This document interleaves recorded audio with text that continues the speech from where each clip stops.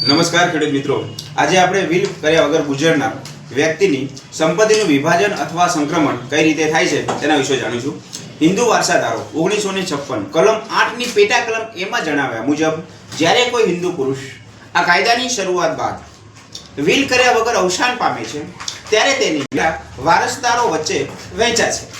હવે પરિશિષ્ટ 1 અને પરિશિષ્ટ 2 આવા બે વિભાગો પડે છે.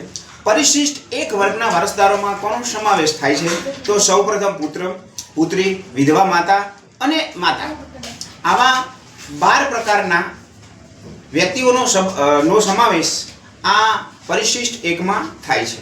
વિલ કર્યા વગર ગુજરનાર વ્યક્તિની મિલકતનો વારસો સૌપ્રથમ એક વર્ગના વારસદારોને મળે છે.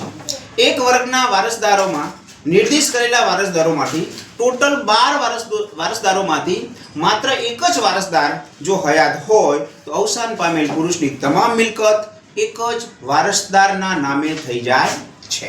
યાદ રાખજો મિત્રો.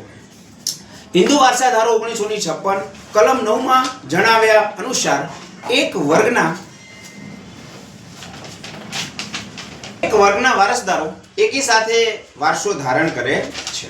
હવે સમજી લો, એકી ધારે વારસો ધારણ કરવો એટલે શું થાય કે જ્યારે મરનાર વ્યક્તિ જ્યારે ગુજરી જાય, જ્યારે તે ગુજરનારની તારીખે જ અને તે સમયે જ સંપૂર્ણ વારસો જે છે જેને સ્થાવર અથવા જંગમ મિલકતનો આ પરિશિષ્ટ 1 ના વર્ગ 1 ના વારસદારો ધારણ કરે છે.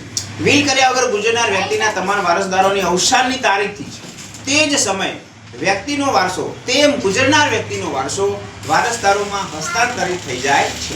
વર્ગ 1 ના વારસદારોમાં સૌપ્રથમ વારસો પુત્રને મળે છે, એટલે કે પુત્રનું પ્રથમ સ્થાન છે. પુત્રોમાં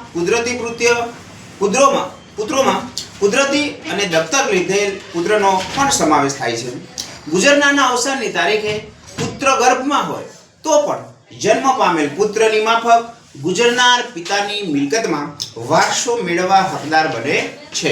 તો મિત્રો, આ હતા પરિશિષ્ટ 1 વર્ગના વારસદારો કે જેને મરનાર વ્યક્તિની જે મિલકતમાં જો વિલ કર્યા વગર કોઈ વ્યક્તિ ગુજરી જાય છે તો આ રીતે એના વંશ વારસોમાં એની મિલકત સ્થાવર હોય કે જંગમ હોય એનો વારસો ઉત્તરોત્તર ચડે છે.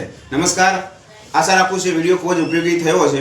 વિડીયોને શેર અને નરેશ મકવાણા 1983 ચેનલને સબસ્ક્રાઇબ કરવું ભૂલશો નહીં.